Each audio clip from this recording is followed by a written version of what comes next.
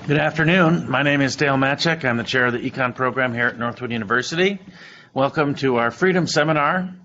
Our featured speaker this afternoon is Jason Hayes, who is the Director of Environmental Policy for the Mackinac Center for Public Policy.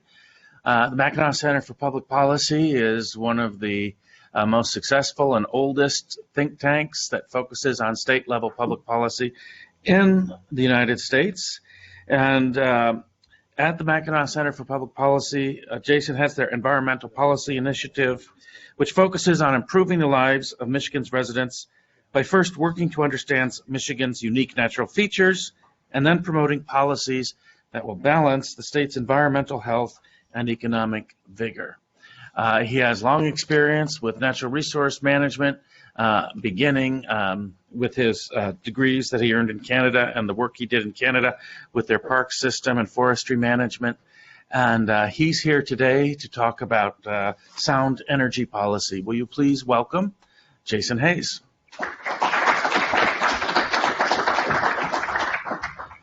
Thank you. And apparently I did not connect to the online, so I need to do that quickly.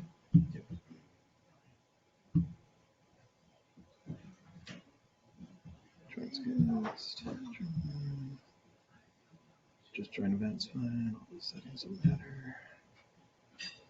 And then share screen. One. There's two pop-ups. One. Always pop-ups. There we go. Share screen. Screen and then back share and then back to your PowerPoint. You should be good.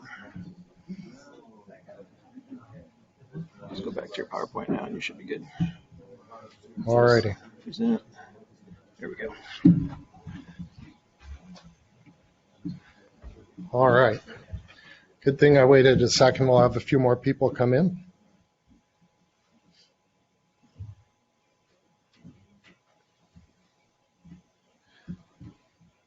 Got to hide this box so we're not.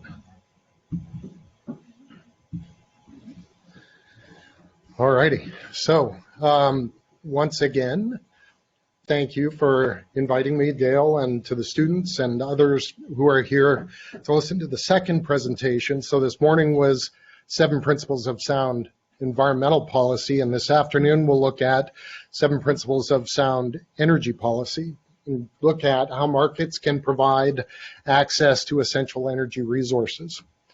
And so as I noted earlier, and I'll say it again just for anybody who might not have been here, my name is Jason Hayes. I'm with the Mackinac Center. I'm the director of the Environmental Policy Initiative, and the job really, what the guiding principles, what we try to accomplish at the Environmental Policy Initiative is look at balancing the environmental health of the state with economic vigor of the state. We strongly believe that you can have clean air, clean water, and jobs, and a strong economy. So it's quite possible to do those. And we're Michigan-based and Michigan-focused, right here in Midland, actually based, also have offices in Lansing. But because of that Michigan focus, what I try to do is maximize the knowledge of and the access to Michigan's unique natural features. So we have things, obviously, like the Great Lakes, specific things to Michigan that make us Michigan. And so trying to, at the same time as we maximize those natural features, also make sure that citizens have access to those features and natural resources. And so, again, like I said, this idea of 7 Principles of Sound Policy comes from predecessor, Larry Reed, who was the original president of the Mackinac Center. And again, I'm going over this because I said this morning, but I'm reminding people, somebody may not have seen this presentation, or they may see it later and watch just one. But Larry's 7 principles kind of made it easy for people to see what are some of the basics of doing good public policy. What do you need to do, and how do you do it? And so he listed out, started as a speech, but the Mackinac Center has this on our website. You're more than welcome to download it and get these ideas and use them yourselves. We'd welcome that. So building on Larry's idea of 7 principles of sound public policy, I did 7 principles of sound environmental policy, which we talked about this morning. And then this one is 7 principles of sound energy policy. And for those that are interested, there's publications out on the back that you're more than welcome to pick up and take home. We have similar other publications out there. We just published one called The Parent's Guide to Countering Green Ideologies that gives you some basics on, I'll touch on several of these in this presentation, but also just easy to understand, quick to use topics about climate change and that sort of thing. And then also another one out there, there's far less of these, but you're welcome to get it if you take it quickly. If you're interested in Michigan's electrical system, how you get electricity to your house basically is what this covers. So jumping in, the first principle of sound energy policy is that energy is an essential aspect of human flourishing or human well-being. If we want to do better in life, having abundant, reliable, affordable energy makes that possible. So energy is kind of important. It's directly linked. It's one of those foundational resources that's directly linked to the quality of the life that you lead, your ability to prosper economically, and then also, as I talked about a bit earlier today, having access to abundant, reliable, affordable energy actually makes sure that you will have a cleaner and healthier environment. Globally, there's about 1.2 billion people who lack access to energy at all. And so most of the time people will think, oh, that's over on the other side of the globe. But actually just last week, I was reading articles that said they are finally building distribution lines into portions of the Apache Reservation in the Four Corners area in Arizona, New Mexico, Utah, that area. They are just now getting electricity to homes on the reservation. So this is something that actually hits very close to home. It's not only some other country. People in the United States live and are included in that 1.2 billion who lack access to electricity. Also globally, over 2.5 billion people still rely on what we called solid biomass earlier today.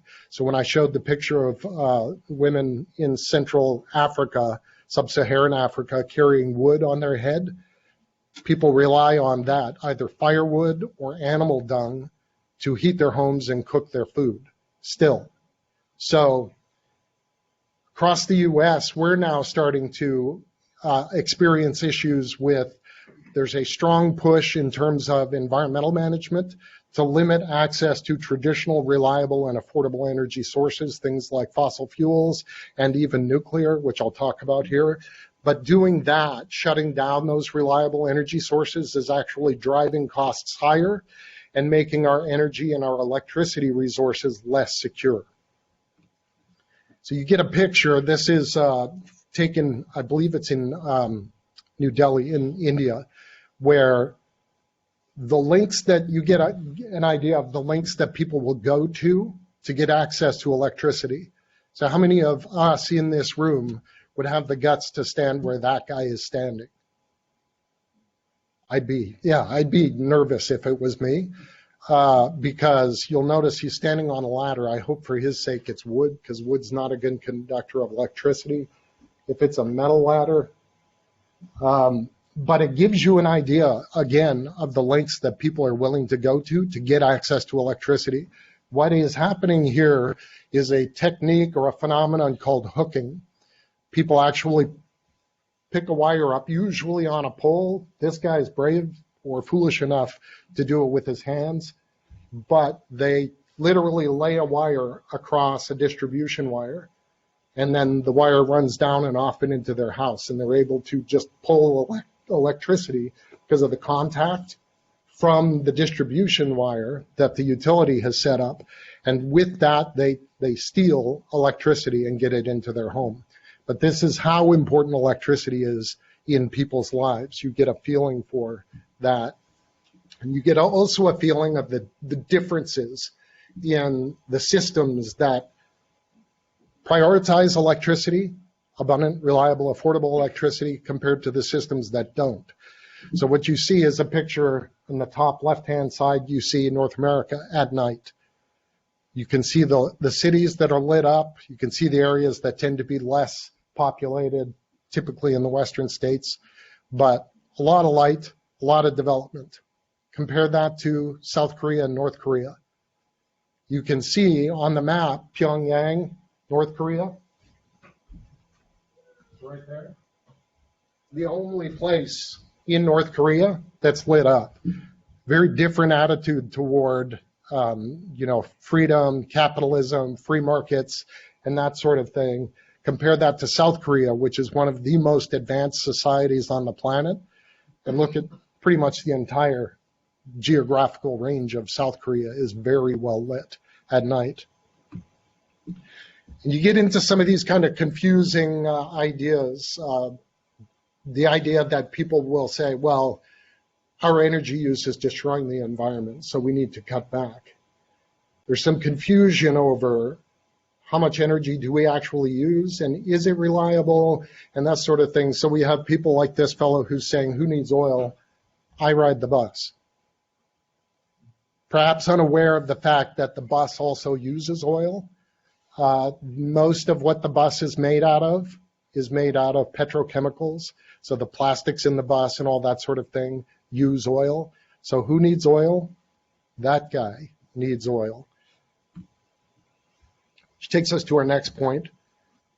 That guy is worried about environmental impact associated with the use of fossil fuels. But the reality is all forms of energy have environmental impacts. And so we hear all the time about CO2 emissions associated with burning coal, coal ash, potential leachates coming from the coal ash, CO2 or methane emissions coming from natural gas, spent fuel that we have to store, dealing with nuclear. We hear all of those things. Those are quite obvious. On the other side of the equation, we often hear things like this from our utility here in this area, Consumers Energy. They're building solar and they're building wind, and they're starting a program that raises electricity rates that it's called the summer peak rate that I discussed earlier today. So the summer peak rate discourages you from using electricity at certain times of the day and certain months of the year because we're building things like solar and wind, which might be hard pressed to supply the electricity needs that we have. But if you look at that headline, it says Consumers Energy is starting the program that raises rates, helps the environment. That's why we're doing it, right? We're building wind and solar to help the environment. We're also building things like batteries and that so that we can use EVs and we can store utility scale energy. But this is some of the environmental impacts and human impacts associated with using these technologies. These are two people from the Congo. Congo supplies the vast majority of the cobalt that we need to use in our lithium-ion batteries. If you will look, neither of those fellows would fit within today's working age requirements in North America. Quite common because you don't want to dig big, deep in the ground kind of holes. It's less expensive and it's faster to dig small holes. And guess who fits in a small hole better than anybody else? A small kid.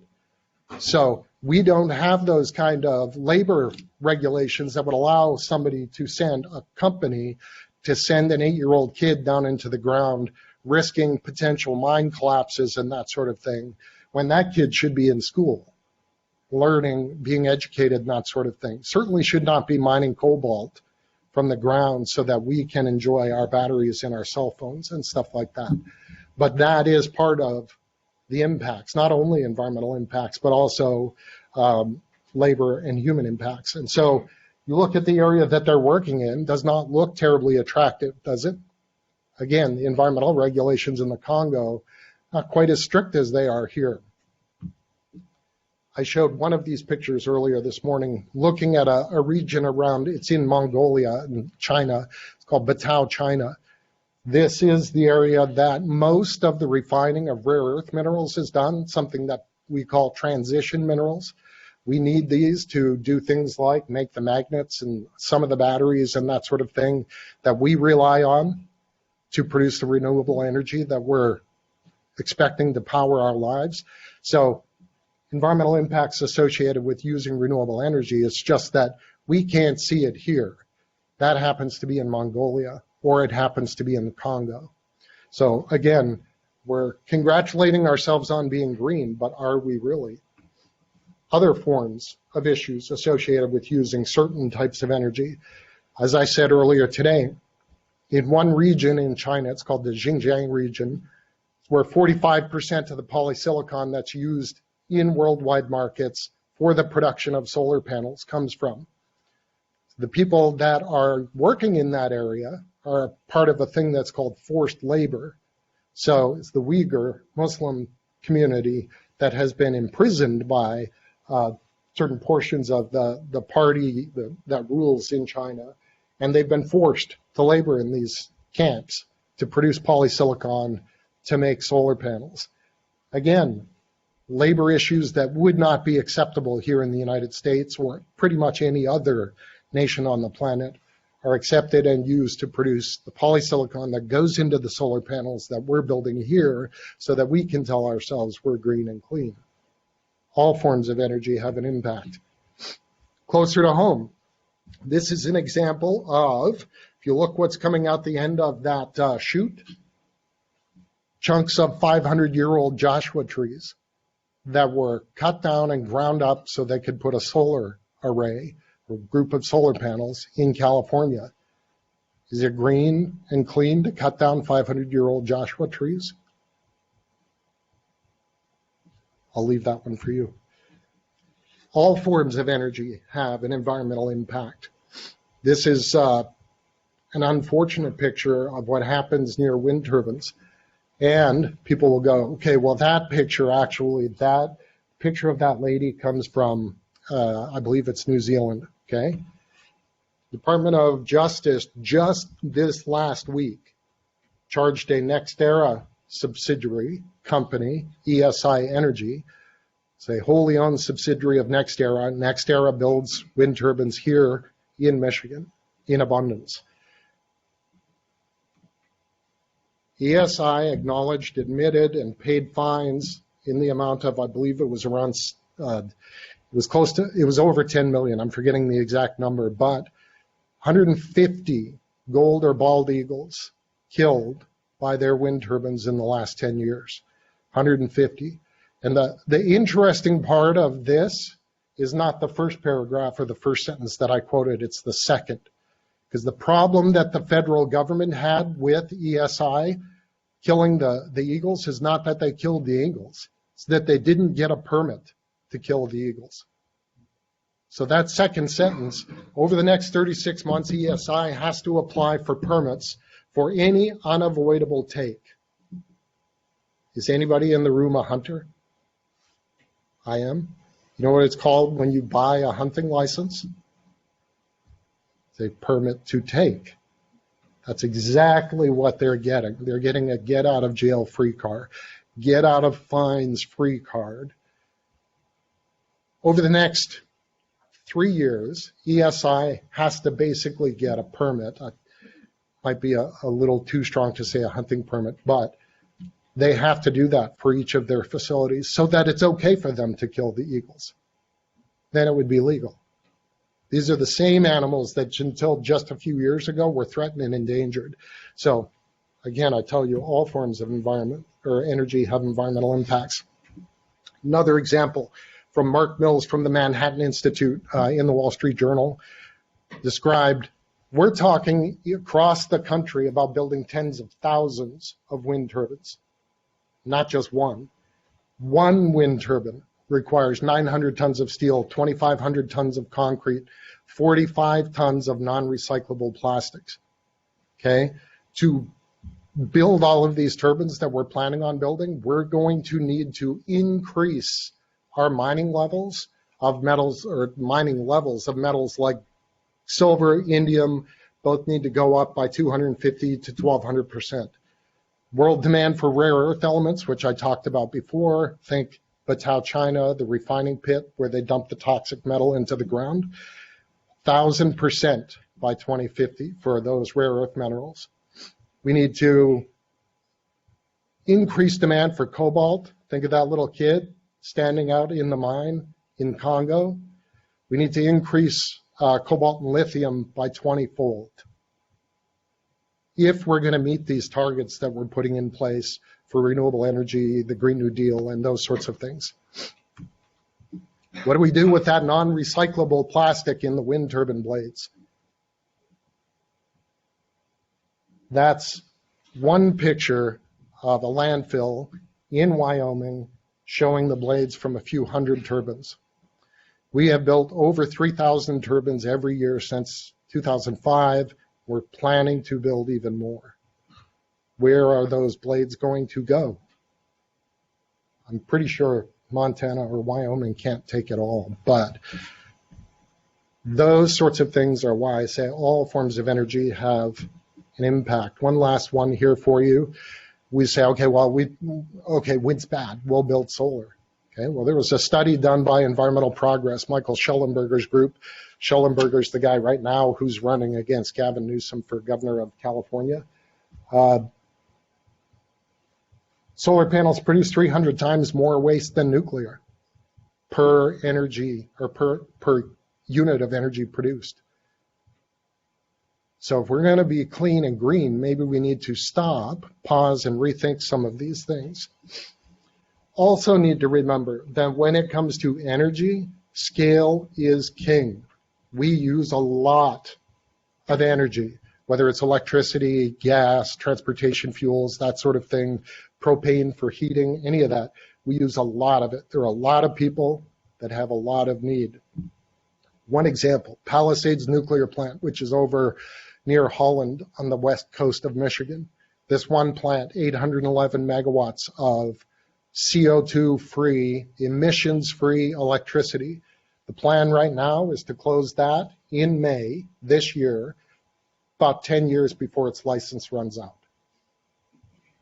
We're closing an 811 megawatt plant because we're worried about the potential. Some people are worried about the environmental impacts associated with using nuclear. The utilities, consumers energy and energy that run the plant are saying it's too expensive to run. It can't compete against the heavily subsidized solar and wind. You need more than 1,400 wind turbines to replace that one plant. Right now in the state of Michigan, we have about 1,100 turbines operating. So we're going to need to build more than all of the wind turbines that we have in the state, actually quite a few more because we've already used the best areas for wind in Michigan, but we're going to have to build more than we already have to replace this one nuclear plant, which again, I remind you, CO2 free, emissions free, all of those good things free that we're not putting into the atmosphere. And I thought, just as kind of a back of the envelope calculation, how much land in Michigan would it take to do that sort of thing? If we tried to replace all the fossil fuels and nuclear power plants that we had in Michigan operating, how much land would that take? So for wind, that area in the thumb would have to be, and Mamako, I'll give you the slides, so you're welcome to them. You'll have this picture. Total area just under 3,500 square miles of land, which is basically the thumb. And I used the thumb because right here, this area of the thumb is where the best land for wind is, because that's where we actually in Michigan have good wind speeds. So 3,500 square miles. If we were going to replace all the fossil fuels and nuclear with, all the fossil and wind, try that again, all the fossil and nuclear with solar, there we go, got it. How much land would it take? Essentially, you would have to pave over Metro Detroit with solar panels to do that. And depending on which audience you talk to, usually when you're speaking in the UP or Northern Michigan, they go, good, get started. Not so much elsewhere, but you get the idea. All of Metro Detroit would be covered with solar panels, okay? That's what we're looking at. What does that kind of thing look like if it happens to go in your backyard? Well, clean, green, low impact, it's coming to you. This is the plan that we're getting from both big utilities. Consumers Energy, with their latest clean energy plan, says they're going to build over 8 gigawatts of solar. Okay, this is just one, probably about a 25 megawatt plant. So they want to build enough. 8 gigawatts is 8,000 megawatts. So that's what it looks like from your backyard. Here's what it would look like if you were looking from up higher elevation. This is farmland in the Blissfield and Adrian region, looking at that and saying essentially all of that farmland would be turned into solar facilities. And I always kind of jokingly ask, but who cares? It's not like we grow our food there or anything, right? Some of the most productive farmland in the state is going to be used for this because it's close to existing transmission lines. Costs less to put the solar there because you have to build the feeder lines going to the transmission lines, but that's where it's going. Compare that to the land required for one nuclear plant. Fermi 2 nuclear plant south of Detroit. That little red spot, a couple square miles on the bottom of the map. Energy density matters. And also, for energy to be effective, the fourth principle is that it needs to be reliable. Otherwise, it is not effective. This is one graph of Texas wind generation by hour. Happens to be from 2014, but it's a very easy to understand picture. You can see hour by hour, the wind generation is doing this kind of thing where it's up and down and up and down. So it's very unstable. 1 second it's producing, the next second it's not. Okay? That's an older graph. Like I said, it's 2014, so here's something newer. This is from the Bonneville Power Authority, which is in the Washington state, looking at from 30th October 2019 to 6 November 2019. Okay, the important part of this is, where's the wind? If you look, there's wind. Here it is right here, bumping along the bottom for 6 straight days. Wind essentially went to zero in that area for 6 straight days. So we hear a lot of the time, well, it's okay that, wind is variable because we can just build batteries, right? That'll smooth that curve that we saw in the previous slide. This is not a big deal, right? Okay, what happens if wind goes to zero for 6 straight days? Then those 2 and 4 hour batteries are spent. There's no way to charge them. So then we're dealing with a very different situation. And people go, okay, well, they got hydro in Washington, so no big deal, right? Look at another side of the planet. Here's Germany in July 2020. Same thing, wind production on July 6th. There's lots of it, right? This is great. Free energy, it's coming for free. Okay, but what about from basically the 8th through to the end of the month? Somewhat less. And you know what Germany did to replace that? Because they shut down their nuclear plants. Yes. Well, natural gas is part of it, yes. They also built lignite-fired plants. Lignite, for those who don't know, is coal. So their energy Venda program, which was supposed to make them green and clean and all that sort of thing, Germany has spent tens of billions of dollars greening their electricity supply, and basically they've produced almost nothing. Yep. Let's say that lignite is coal is being kind. Correct. They call it burning dirt. If you know anything of it, it's not much removed from dirt. It's the lowest rank coal you can think of. So if there's like ranks of coal, there's lignite, subbituminous, bituminous, and anthracite. Anthracite is the best stuff you can get. It's what they used to mine in Pennsylvania. Lignite is, like I said, they call it burning dirt. So there's a great deal more CO2 emissions coming from lignite than other options. So another example, still in Germany. This is a wind speed map for When Germany in 2021 and much of Europe went through what was called a wind drought. Same sort of thing that I showed you in the Bonneville Power Authority in Washington with wind bumping along the bottom. When you look at a wind map like this, you want to see if you're relying on wind to power your society, you want orange, brown, pink across the whole map, because then your wind turbines are spinning. If you see white and light gray, that's a problem. You've got basically wind speeds of less than 4 miles an hour. Your wind turbines are producing next to nothing. So that was, again, another thing. When those types of energy sources go out and you built your system to rely on them, this is what happens. You get California going dark, which has now become an annual thing. Every summer for the past 3 years, California is doing rolling blackouts because they've built their system to rely heavily on solar panels, okay? But then I ask, so what? I mean, seriously, California, they have to go without electricity for a couple hours. What, they didn't get their latte foamed properly? This is a first world problem, right? They didn't charge their cell phone. Certainly isn't just a first world problem. For some people, it's a matter of life and death. In 2019, when they had their first round of blackouts, they did not warn people that they were going to do the blackout. And this fellow, oxygen dependent, had emphysema and COPD, was not able to literally cross the room to get to his battery backup oxygen generator and suffocated on the way over. So is it just a first world problem? This is not people just not getting to phone their latte or charge their phone. People can live or die based on these kind of problems. Similar thing happened last year in Texas in February when the blackouts hit. People may ask the same question, but show you a picture of 11-year-old Christian Pinedas froze to death in his bed last year in Texas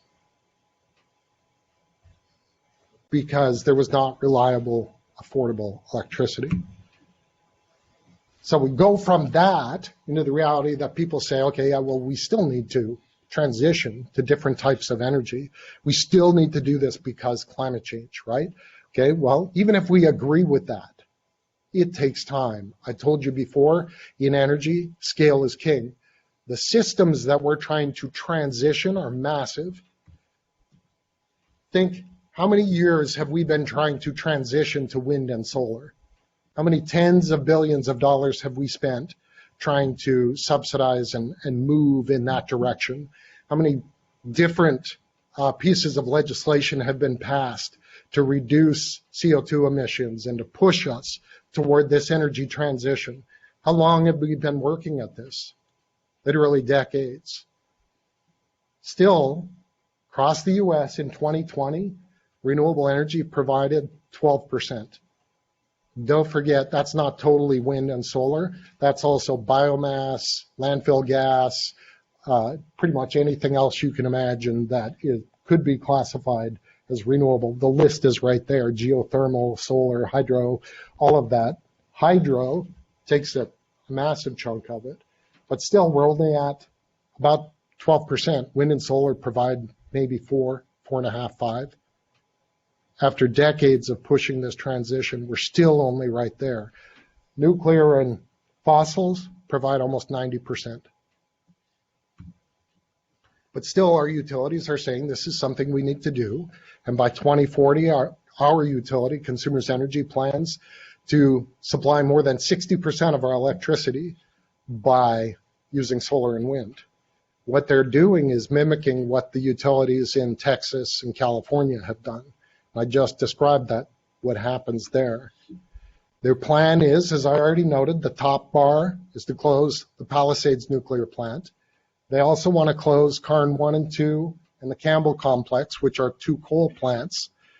They want to close Karn 3 and Karn 4, which is oil and natural gas. So the Karn plants are near Bay City. The Campbell plants are near Grand Rapids, basically, that area. They plan to continue using the Midland Cogen venture for some of their natural gas out probably till 2040-ish. And in its place, what they plan to do is energy storage, which is batteries, we already discussed, and also using the Ludington pumped hydro plant, renewable energy, and customer efficiency programs. I'll talk a bit about customer efficiency, but the short version is customer efficiency programs means you stop using so much electricity. Short and simple way to describe it. And we've already talked about the solar and wind. What are some of the environmental impacts? What are some of the human impacts? What are some of the social impacts of doing this? So again, a different way of looking at it, 63% of the electricity you should be using by 2040 would come from renewables, primarily wind and solar. Customer efficiency is 15%, 12% is energy storage, again, batteries and pumped hydro at Ludington, and 10% would come from natural gas. So 90% of what they want to provide will come from the less reliable, less affordable options. That's important because our sixth point is that for energy to be useful, it has to be affordable. But the reality is that the unreliable nature of solar and wind makes energy more expensive. These are just some numbers, direct and tax expenditure subsidies that go to various kinds of energy production options. So you look at the top, wind and solar together got over, from 2010 to 2019, roughly $70 billion in direct and tax expenditure subsidies. Compare that to the other options, oil and natural gas. Basically, it got what it got because of write-offs associated with purchasing resources and that sort of thing. They're business write-offs, the same sort of write-offs that you would get anytime you operate a business and have an expense. But $70 billion for, I remind you, the sources that provide about 4% of our electricity. So if you're looking at it in a dollar per megawatt sense, wind and solar are doing extremely well. Not only limited to electricity, we're also dealing with other things. The Line 5 is a big issue. How do we get other energy sources? And so some people are arguing that we need to close down pipelines as well, the way that we ship oil and gas around the country. We looked at some of those costs in a report that I did with another fellow from Minnesota. We looked at if we were going to shut down Line 5 and people stop using propane in the UP, which is what the governor's UP Energy Task Force said should happen. It was one of their recommendations. We figured it was going to cost the average house in the UP between basically $295 to $325 a month extra in energy costs. So I don't know how many of you have driven through the UP or have spent time in the UP, but the average person in the UP doesn't have $350 a month extra to spend on electrifying their homes. And that $300 a month extra is on top of the $20,000 to $25,000 it will take to rip out their current propane-fired stove, water heater, furnace, those kind of things, and replace them with electric. So $25,000 to replace the major appliances in their home, then $300 a month extra for energy costs. And it's not just the UP that would be hit. There was a study that was done by the Consumer Energy Alliance last year that looked at some of the impacts in the 4 states around Ohio, Indiana, Michigan, Pennsylvania. $20.8 billion in lost economic activity if we close Line 5. The other interesting one, almost 34,000 jobs lost, which would be kind of hitting on top of the job issues that already exist. So the reality is that restricting reliable energy sources is expensive and dangerous. And the reason, or part of the problem with what we're doing is, as I already noticed, the subsidies that push a lot of these energy sources into existence. Subsidies is our 7th point. They harm more than they help. The government's job, if you guys have been listening in Professor Tokara's or Professor Matchek's classes, the government's job is to set basic safety and reliability standards, level the playing field, so there's no special favors. I was testifying before the Petoskey City Council one time, and they thought they'd gotten me. They said, okay, you're arguing against subsidies for wind and solar, but what do you think about subsidies for coal and natural gas? Get rid of them too. No form of energy should have special government favors. We should, as I said, build a level playing field, no special favors, and then industry, it's their job to compete within that framework. If you can build something that's clean and reliable, affordable, good for you. That's the way it should be. But subsidies and mandates artificially decrease price, and they favor politically favored sources. In doing that, they twist the market mechanisms like pricing, scarcity, and competition into a knot. They make it impossible to operate in a market setting, which is exactly why the Palisade plant is closing, because you can't compete against an energy source that literally can price negative. When they're bidding in the market auctions to sell electricity, wind and solar can literally say, we will accept less money than it costs for us to operate our product, because they know the subsidies that they're getting will kick them up into profit range. No other energy form can do that. And so when I talk about subsidies, these are a few more numbers that use for fiscal year 2010, 2013, and 2016. It's a difficult graph to pay attention to, but the important bit is down at the bottom. It shows year and support type, different types of subsidies, direct expenditures, tax expenditures, etc. You look at the different lines. Coal got 8%. Refined coal got none. I'll go back to the microphone so that people can hear. Natural gas and petroleum liquids got negative 5% of the subsidies. They actually paid more than they put in. Renewables got 45%. And again, I'll remind you, 4 to 5% of the total electricity supply, 45% of the subsidies. And that's to produce electricity in the state that literally has the 4th worst solar irradiation or irradiance measures in the lower 48. So if you're going to build solar, it makes sense to build it in, look at the dark parts there, California, Arizona, and New Mexico, Texas, portions of. But we literally have some of the worst sunlight in the country when it comes to, I mean, anybody who grew up in Michigan will know that. This is extremely unusual. When we're in January and February, some of the worst times for solar irradiance, the capacity factor or the ability of solar to produce electricity, the percent of time that it's producing electricity, solar goes down below 10%, 6 to 7% capacity factor, which means 93 to 94% of the time you need to be using something else. But that's what we're building and relying on our system. Same thing with wind. Like I told you, what do you, like, where's a good spot to build wind? Simple answer, if you want to build wind, you want blue, red, or purple. Michigan is not an area that has blue, red, or purple, except the one area that I talked about before. The very tip of the thumb has good wind resource. That's where the majority of our wind turbines are right now, and the people in that area have said enough. We've got enough wind turbines. We don't want any more.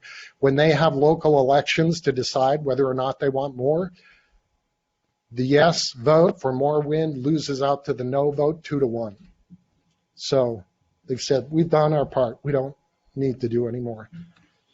So when you consider published, peer-reviewed energy policy as a journal Further considerations to energy return on energy invested for photovoltaic solar systems in regions of moderate insolation. That's a long-winded way of saying if you build solar in an area that's geographically north of Sweden, which means basically everywhere in the United States around North Dakota, Montana, all of that, the northern states and up, what happens is it will result in unavoidable net energy loss. Guess where we're sitting? Almost in line on the same latitude as Sweden. Unavoidable net energy loss.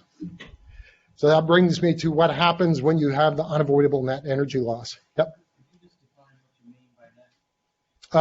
Your system, it basically takes more to build the system than you will get out of it, according to this paper. So now I'm sure somebody can bring up another paper that says, oh no, it's going to be wonderful, utopia. We're going to make it work because we know how. But again, peer-reviewed published studies are arguing this is not possible. So what happens when we enter these kind of situations? How many of us were here in January 2019 when we had the polar vortex come through? Does everybody remember getting that text? Due to extreme temps, consumers asked everyone to lower their heat to 65 degrees or less through Friday. Why was that?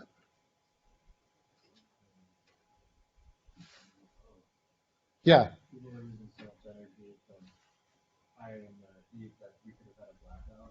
Right, and they were specifically worried about natural gas running out because what happened was it was extremely cold.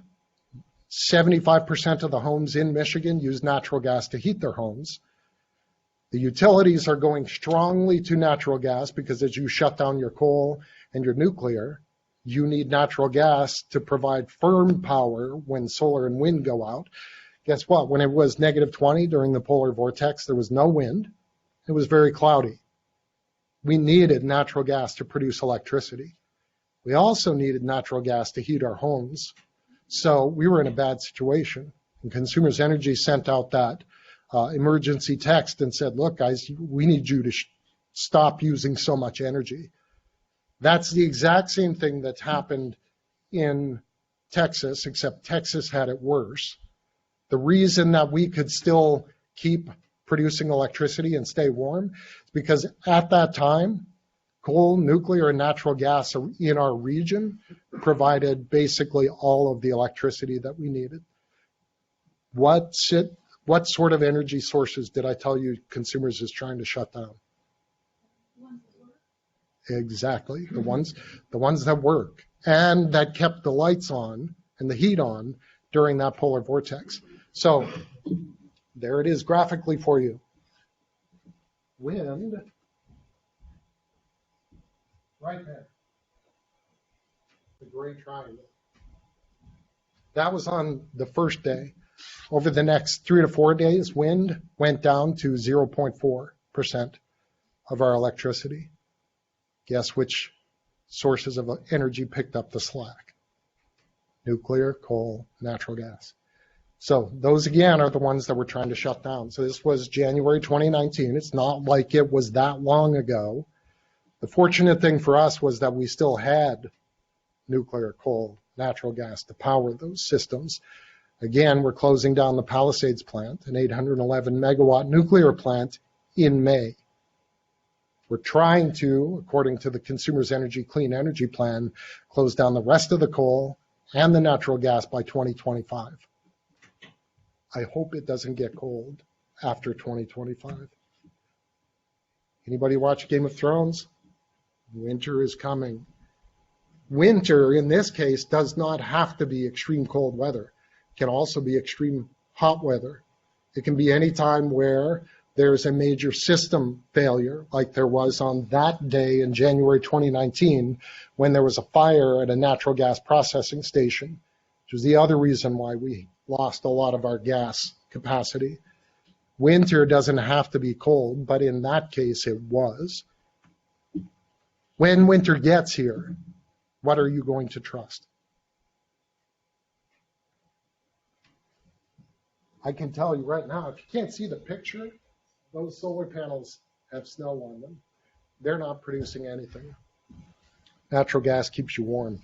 So what is the Mackinac Center doing to answer some of these questions? We got approved as interveners in the MPSC hearing on Consumers Energy's long-term integrated resource plan, the plan where they're trying to shut down all of the coal and nuclear.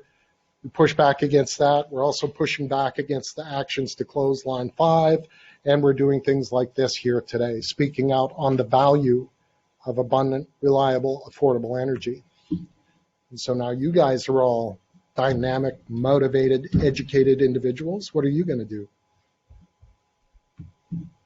Those are the 7 principles again. Again, you can pick up a copy of it out there, and that's how you get a hold of me. Questions, comments, pushback?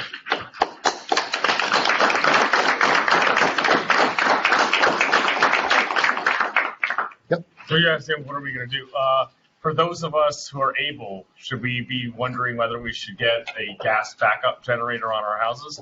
That's one of the things that, amusingly, if you do that, Consumers Energy will send you a handy little card and invite you to join one of their programs. They'll give you a $250 a year cash card. And then when the situation gets dire in terms of electricity and they're considering brownouts or blackouts, what they'll do is they'll shut off your house. Oh. Your house then has a generator, so it's no problem, right? Your generator kicks in and powers the things that you need. This is how Consumers Energy considers that they are providing reliable service, utility service to people. Like our system can't do it, but you spent the money to buy a generator, so we'll just use your generator and we'll call it good. Give you $250. I sure hope you don't use more than that. So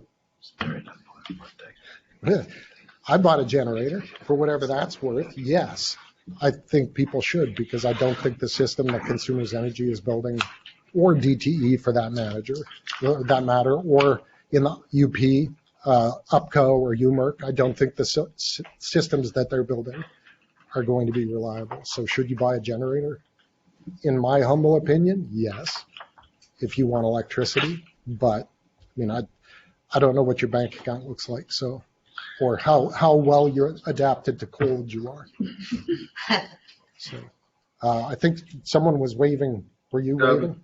Okay, go ahead. Well, yeah, I was looking at some of the numbers for consumers' power, and I'm wondering if those take into account not just the energy needs of the present when most of our vehicles are gas-powered, but the energy needs of the future when more of us will be driving electric vehicles. We're not just going to have to replace that nuclear power, but we're going to have to go beyond that, right? So I'm just wondering, does the consumer energy plan that you studied actually increase capacity to accommodate all those new electric vehicles? Short version is they would say yes. So they did the modeling, and they said, if we purchase 4 existing gas plants, as we close down our coal and nuclear plants, then that will provide us reliable electricity out to the year 2040. At the year 2040, they shut down those gas plants, depending on the plant, as much as 15 years before its life cycle is ended, and stick customers with the stranded costs. Then their plan is, look, it'll be okay because by then we will have built 8 gigawatts of solar and some battery backup, and we'll have Ludington 2, the pumped hydro station. So we should be good. That's their general take on it, is yes, the modeling shows we'll be all right. So you look at models, anybody who's done any sort of modeling, what went into the model? Is it solid? I'm not sure. There was a lot of pushback in the interventions that they had not modeled things correctly. And I have to be careful because I'm not allowed to talk about all of it because there's some private stuff that's related to this. But essentially, there was questions about whether or not they modeled properly. And so we argued that no, they did not. And there was serious questions about whether they would have reliable capacity if they shut down all their coal plants, especially the Campbell plant and the Palisades plant, and then hoped that solar would be able to fill that gap. I don't believe that it will. So now they would argue that it does. So, yep. Didn't you say that part of their plan, their entire strategy, is that we would use less energy? So didn't you call that consumer efficiency? Yes. So are you able to give us, when you say something, when I say, for example, windmill, what do you actually call those things? Because I know that you have a different way of looking at these things. She knows because that's my wife. So, yes. So what do I call every time, just as a family joke, every time we pass by when I'm driving down to Lansing or something like that on the 127, there's all of the wind turbines. Say family joke is I take a picture of the wind turbines and send it to the family with the word SPOGSAD underneath it. And for those that don't know, SPOGSAD is spinning vortices of government subsidized avian death. That's my take on wind turbines. I don't think they're the best option, but what was the other thing you asked? My point was that you have a different way of explaining what some of these catchphrases are. So yes. Consumer efficiency sounds fantastic. Like, right. I really like the sound of that. But when you say to me that actually means you are not allowed to use your electricity, like there will be a blackout. I had a blackout the other day, and right. I woke up and everything had stopped working. And I couldn't figure out for the life of me how I was going to get ready and leave town because I couldn't do the things that I had come to depend on. And right. So my life kind of stopped. But isn't Consumers Energy saying, actually, guys, built into our plan of efficiency is that you won't use this much energy? Right there is what customer efficiency programs means. The term demand response is you use less electricity. When the system can't handle the demand, the response is starting off with, I'm sure some of you have seen this, or you're at home, if you're living in the dorms at home, you may have gotten a card from Consumers Energy inviting you to take part in things like their air conditioning program, where they put basically a solenoid on your air conditioning compressor. And when electricity demand gets too high in the hot summer months, what they do is they just turn off city blocks. They just say on their computers at the main panel, this block here is turned off for 2 to 3 hours. So your air conditioning compressor does not work. The fan on your furnace can still blow, so you may still have air moving through your house, but it's not going to be cool air. So they have the ability to reach in and shut off your air conditioner in your house. That's demand response. You stop using energy, just like the text said, turn down your thermostat to 65 degrees or less. So when you see the marketing from Consumers Energy, and eventually I'll find it here, there you go. That's a pretty picture, right? Very good. Electricity capacity by fuel source. Look at this, our electricity capacity by this fuel source. Look at that. 15% of our electricity capacity is going to come from customer efficiency programs. That means you replace your light bulbs with the incandescent bulbs with LEDs. You get rid of the beer fridge in your garage. You get rid of anything in your house that is old or outdated or anything like that. You become more, in quotes, efficient. I discussed a proper definition of efficiency earlier today.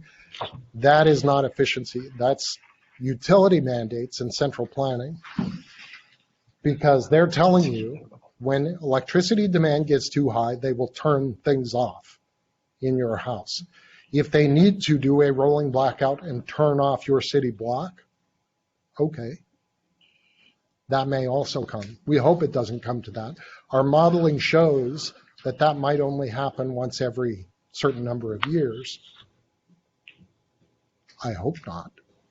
But anybody who lives in, I listened when I was at DTE's hearing, their public hearing for their IRP. I listened to people who lived in inner city Detroit come up to the microphone and say, please don't make our electricity more expensive. Please don't make it less reliable. One woman came up to the microphone and said, after a big thunderstorm in inner city Detroit, she went for a week without electricity. She was like, I had no way to keep formula or milk for my baby when I was trying to feed my baby. She had to go door to door, knocking on doors saying, do you have a refrigerator in her neighborhood that works? Because I don't. So there's somewhere I can put the milk that I feed my kid so it doesn't go bad. Customer efficiency programs. That's the kind of thing that you'll run into. So that's one way to answer that question. That's what they mean by demand response and that sort of thing. Now, it may not be that bad all the time. Again, their modeling shows that it won't be. I hope their models are right. After they shut down the big coal plants, you don't get them back. It's not easy to build a coal plant or a nuclear plant. DTE has, for example, the permit approved to build Fermi 3. They spent somewhere in the neighborhood, I think it was $100 to $125 million getting that permit approved. And they've sat on it and said, we can't afford to build that right now because it's too expensive. But we spent about 7 years and $100+ million getting the permit approved. So we're not going to let go of that. If we need to build it, we will. But we can't afford to right now. Once you close down those big plants, they don't come back. Yep. Yeah, about the nuclear power. For example, in 1986 in Ukraine, Chernobyl, there was a big disaster because the nuclear power collapsed and exploded. I'm from the Netherlands, so I know in the Netherlands and in Germany and Belgium, in France, they were shutting down nuclear power more and more after that disaster because they saw the effects about what happened to the people nearby. Right. But do you think we need to build more of those? And do you think we can prevent that kind of disaster in the future? Yes, to both. The simple answer is that Chernobyl happened because in the first place, the designers didn't pay attention to the engineers. Basically, they built an unsafe design. And then they also ran that design past its design limits. And so it failed, not surprisingly. There are other examples like Fukushima in Japan was actually an example of how safe nuclear is because that plant got hit by what amounts to the 4 horsemen of the apocalypse. It got hit by an earthquake, and I believe it was like 2 or 3 tsunami waves that hit that plant. The reason that it failed, again, is because the designers didn't pay attention to the engineers. The engineers said, when you have diesel circulation plants that are set up as backup for making sure the cooling water runs through that plant, make sure you encapsulate those so that they're covered from outside forces. They didn't do that, and the tsunami hit the diesel plants. The diesel plants failed.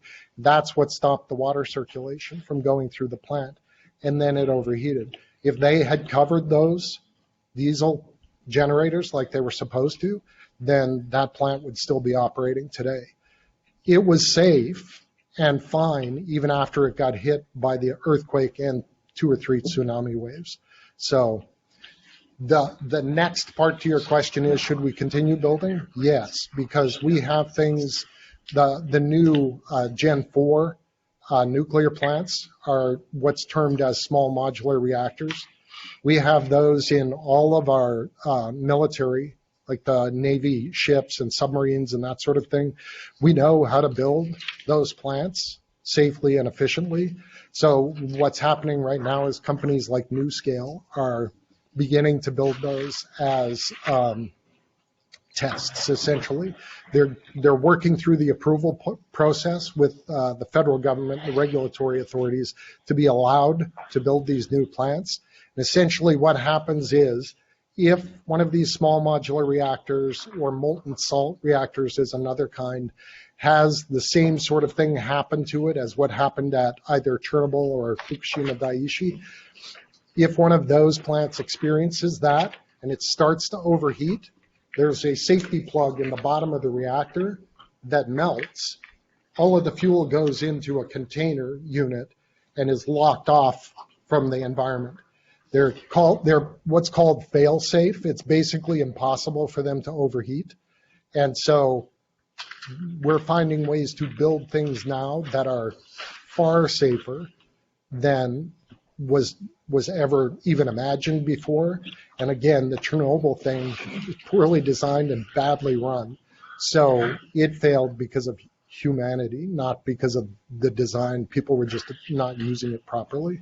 So yes, we should be building those. And then as a final sort of benefit of using those, the molten salt reactors can actually take, once you rework the fuel, you can take spent fuel from existing nuclear reactors and use it to power those small modular and molten salt reactors, the breeder reactors, because essentially what the spent fuel that's sitting on the ground near the existing nuclear plant still has 80% or more of the energy in the uranium that could be used. But because of the design of the existing design of the nuclear reactors, we set it aside and say, okay, that's now, in quotes, nuclear waste, when 80% of the energy in the uranium is still there. So we could start using all of that spent fuel in those new reactors. So we'd be able to not only build safer reactors, we'd be able to recycle the existing nuclear waste problem that we have. So again, yes to both your questions. Thank you. Yep. Are you familiar with who Alex Jones is? Alex Jones. Oh, yes. Yes, sorry.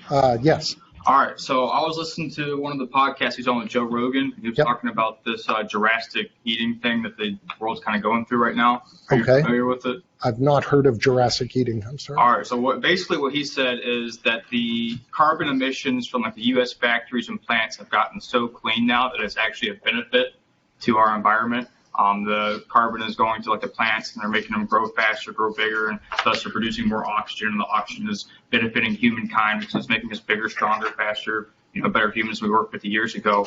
Okay. And, I'm just a business student, so I really don't know what the hell he's talking about, but it sounds good. And then obviously with your, expert knowledge, I was just curious if you kind of agreed with it, disagreed with it, or. Okay, I don't know about making humans bigger. But CO2 is plant food. So I don't know if I explained, but my background, at least part of my background, is forestry. So I went through dendrology, plant physiology, all of those kind of classes in my undergrad. And yeah, that CO2, that's how plants respire. If anybody knows anything about greenhouses, when they're growing the plants that we use to feed or decorate our homes, they inject CO2 into greenhouses so that they have levels normally in the air. We're about 405, 407 parts per million of CO2 in the atmosphere. They bump that up to around 1,000, 1,500 parts per million because it makes the plants grow better. So there's absolutely that's scientifically undeniable that CO2 makes plants grow better. They respire more efficiently. And in many cases, somebody will always go, yeah, but what about drought stress and water and that sort of thing? CO2 actually helps the plants regulate their stomata, the parts of the plant that they use to breathe with, to respire with, actually closes sooner and regulates water loss more efficiently under higher CO2 levels. So yeah, it's good for plants. And even such austere organizations as NASA agree with me. They said about 35% of the global greening, they've got websites. If you Google NASA global greening, you'll find on the NASA website that they say that there's been massive increases in globally of leafy biomass, green leafy biomass, due to higher CO2 levels in the atmosphere. So even NASA agrees with that yeah, CO2 is plant food. It's good for plants. I guess if we're eating better, more, sure, we probably would grow faster. I don't know about the Jurassic thing, but it's undeniable CO2 is good for plants. Yep. Would reducing our carbon emissions be actually bad for our plants? Or is there enough carbon naturally? It depends on, well, its carbon cycle is a natural thing. So as sunlight hits the oceans and plants respire and that sort of thing, CO2 is naturally released. But over time, what we were getting to, if you read, there's a website called CO2 Science, which is co2science.org. Explains a lot of the science related to plant physiology and the impacts of CO2 on plant growth.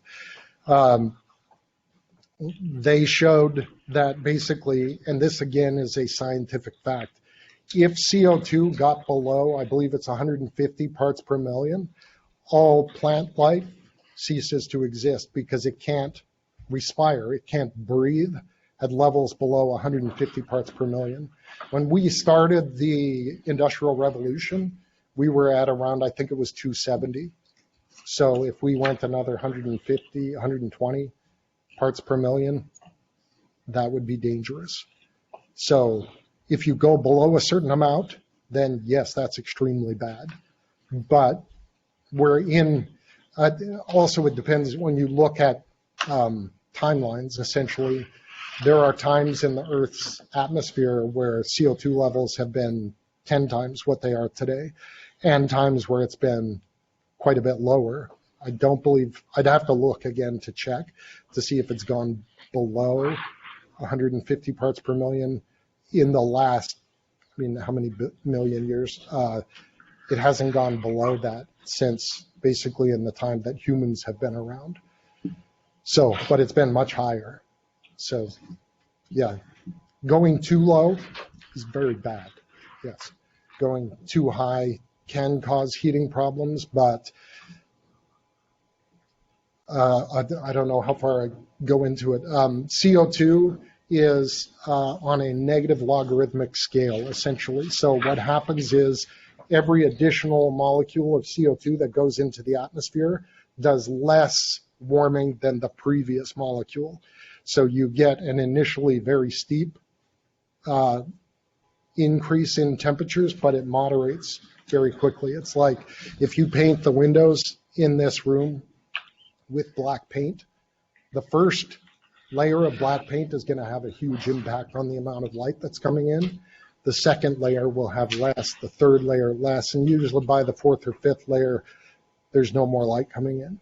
That's basically the way it works. CO2 only impacts heating to a certain extent because, again, it's a declining logarithmic scale. So, this is the voice from the closet.